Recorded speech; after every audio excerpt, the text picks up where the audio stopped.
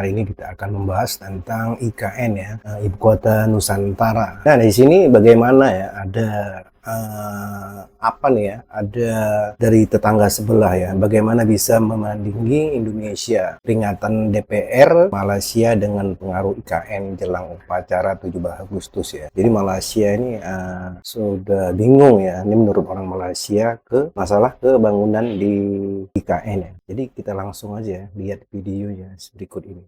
Ibu Kota Nusantara IKN, progres pembangunan sudah mencapai sekitar 90% untuk pembangunan pada 2022 kemarin hingga 2024. Dari sisi bangunan dan interior sudah terlihat jadi.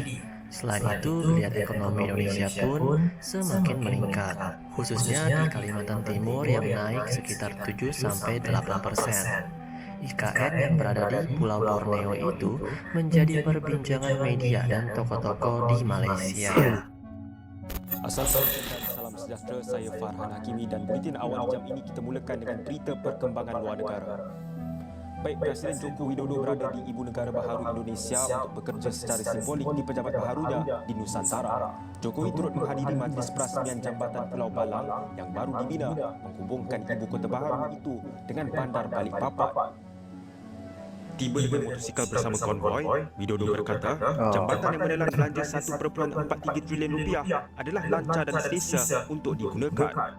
Pembinaan bandar baharu itu bermula pada pertengahan 2022 selepas Widodo mengumumkan Jakarta tidak lagi mempunyai status modal. Ini kerana... Nah, jadi itulah respon dari negara Malaysia tentang IKN ya. Jadi buat teman-teman semua ya, yang penasaran ya silakan komentar di bawah ya. Apa gitu menurut kalian gimana gitu ya. Kita lanjut videonya ya. Metropolis itu mengalami pencemaran dan kesesakan, terdedah kepada gempa bumi dan tenggelam dengan cepat. Ibu kota baharu itu adalah kira-kira 2 kali ganda saiz New York City. Pegawai berkata, ia akan menjadi bandar hijau futuristik yang berpusat di sekitar hutan dan taman yang menggunakan sumber tenaga boleh diperbaharui dan pengurusan sisa pintar. Tetapi projek itu telah dibelenggu oleh kritikan daripada pencinta alam sekitar dan masyarakat orang asli. Mereka mengatakan ia merendahkan alam sekitar dan seterusnya mengecilkan habitat haiwan terancam seperti orang hutan dan menggantikan orang asli yang bergantung kepada tanah untuk mata pencarian mereka. Ibu Negara Baharu Nusantara akan dirasmikan semasa sambutan Hari Kemerdekaan ke-79 Republik itu pada Ogos. Malaysia khususnya Sarawak Sabah tidak ada pilihan menandiri kedua-dua wilayah itu.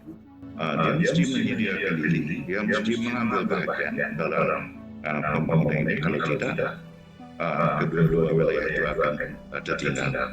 Bukan saja itu, negeri-negeri lain, negara-negara lain akan cuba juga mendapat bahagian dalam kebangkitan pembangunan di Nusantara tadi.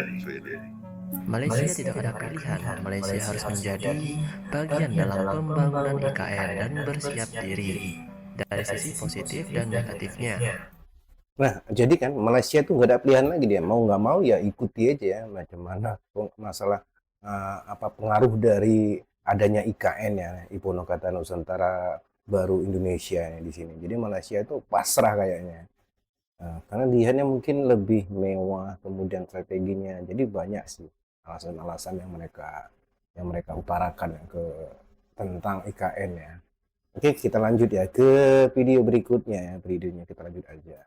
Selain itu, Malaysia juga akan menambah resimen atau pasukan di perbatasan. Yang nyatanya adalah bulan untuk Nah, jadi Malaysia itu sekarang memperkuat perbatasannya Kalimantan dan Indonesia itu ya. Jadi mereka ini strategi ya untuk memperkuat semua perbatasan Malaysia dan Indonesia itu diperkuat mereka gitu. menambahkan pusat-pusat pengawalan dan pengesanan itu disebabkan pertama itu maka kita perlu menambahkan kita punya regimen sempadan di kawasan di Sabah Sarawak. So keperluan untuk menambah itu kan dah ada dalam rancangan dan ini akan dilakukan secara berperingkat. Beliau berkata demikian dalam wawancara khas sempena sambutan Hari ATM ke-89 pada 16 September ini di Wisma Perwira ATM. Katanya pertambahan penduduk berkemungkinan mewujudkan peningkatan kes jenayah rentas sempadan seperti penyeludupan. Jelas beliau, ATM akan bekerjasama dengan Tentera Nasional Indonesia berhubung pengawalan sempadan dan penambahan bilangan pos kawalan keselamatan di sempadan dibuat selari dengan pihak TNI. Apabila kita melakukan pos-pos sempadan kan, dia ada dua tusai. Satu ATM, satu TNI kan. Buat masa ni kita lakukan secara in parallel. Nah, jadi Malaysia itu sekarang nih memperkuat pertahanannya untuk kawasan Indonesia di IKN ya, di Kalimantan khususnya. Jadi mereka ini sekarang menyusun strategi untuk memperkuat perbatasan-perbatasan mereka itu dari penyelundupan, dari apalah semua itu yang menurut mereka itu dapat mengganggu negara mereka ya. Yang intinya sih mereka gimana ya? Takut berpengaruh benar. Ini sangat berpengaruh ya IKN. IKN ini karena ibu kota negara baru Indonesia ini bakal pindah di situ ya. Jadi mereka itu mulai gonjang-ganjing mungkin agak-agak gimana ya? Agak-agakan lah gitu. Kita lanjut ya, putar aja langsung kita lihat. ATM ada satu di sini, TNI ada satu di situ. So, benda akan tambah lagi. If you ask me by the numbers now, I will not be able to tell you, but there will be a significant number of increase of this post. Tan Sri Afridi berkata penugasan pengawasan juga akan dimantapkan menerusi kaedah manual iaitu penggunaan tenaga manusia dan kaedah bersistem yang melibatkan penggunaan sensor atau praktis konvensional semasa iaitu penggunaan drone dan pusat kawalan yang boleh memantau dari jarak jauh. Rakan-rakan saya di Sarawak dan Sabah. Nah ini Menteri ya, dalam Menteri PM. Dan saya beritahu tadi itu inisiatif Join besar mereka ya. Bapak Presiden itu memposisikan saya Anwar. dibanding dengan apa yang saya mampu lakukan untuk Sabah dan Sarawak. Jadi oleh itu kita ambil pendekatan yang positif itu mencari jalan supaya pertumbuhan ibu kota negara Nusantara itu akan juga memberi manfaat kepada wilayah yang termasuk Sarawak dan Sabah. Sabah tidak dimeterai dalam hal ini.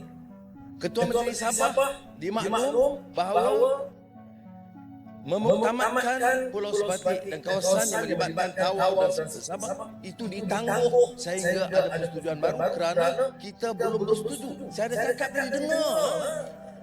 Pandangan mereka langkah ini merugikan Malaysia, di mana negeri Johor pada pandangan mereka akan kehilangan wilayah laut termasuk menghadapi kesan negatif aktiviti ekonomi maritim di pelabuhan Tanjung Lepas, manakala pelabuhan Tawau Sabah akan. Yang berhormat, ini bukan ruang untuk yang berhormat masyarakat. Direct to the question. Pakar mana? Sebut pakar mana? Perjanjian mana yang dilanggar? Untukkan mana yang dilanggar? Kawasan mana yang diserahkan Indonesia? Yang mengabaikan kepentingan kita. Yang saya sebut tadi yang kita kira betul-betul kawasan pelabuhan Tanjung Lepas yang sebenarnya keluar daripada perbatasan negeri Johor dan kemudian Sabah yang tak dapat kita persetujui. Walaupun saya dah minta kepada pegawai cari jalan runding supaya ada win-win situation. Ya. Saudara sebut tentang simpanan digital.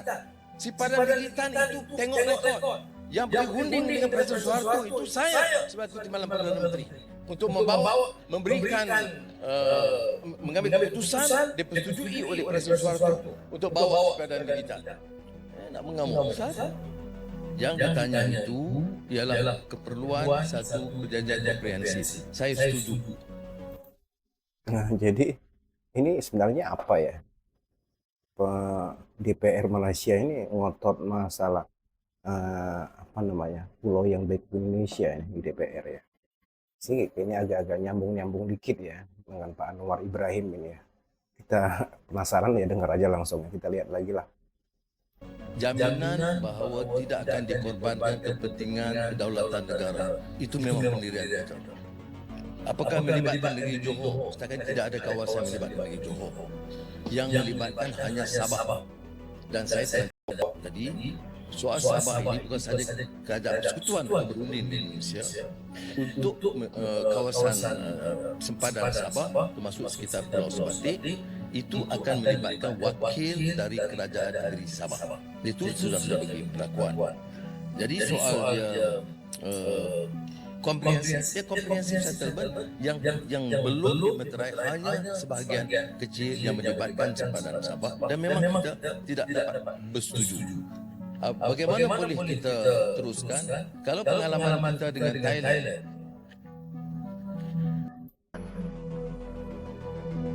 negara sahabat dan harus kita tingkatkan kerjasama dalam semua bidang dan kita tidak mahu beberapa masalah perbezaan yang didapati di antara kita menjejaskan hubungan dua halau.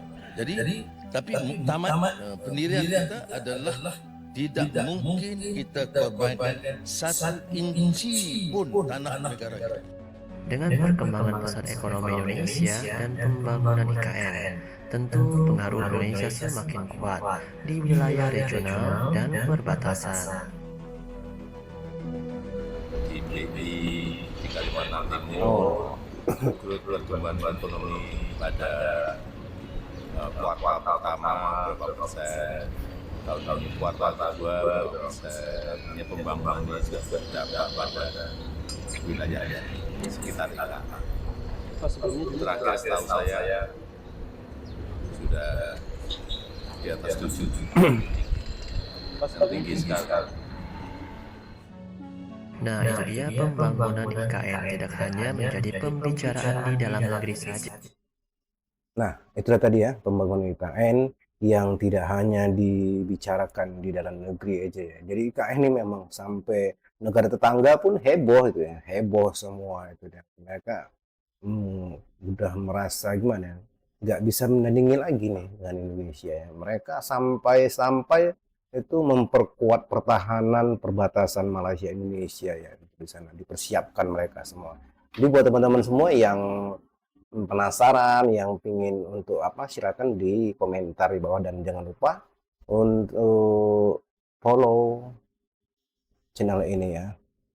Jangan lupa komentar dan like dan share ya buat teman-teman. Terima kasih udah mau menonton. Wassalamualaikum warahmatullahi wabarakatuh.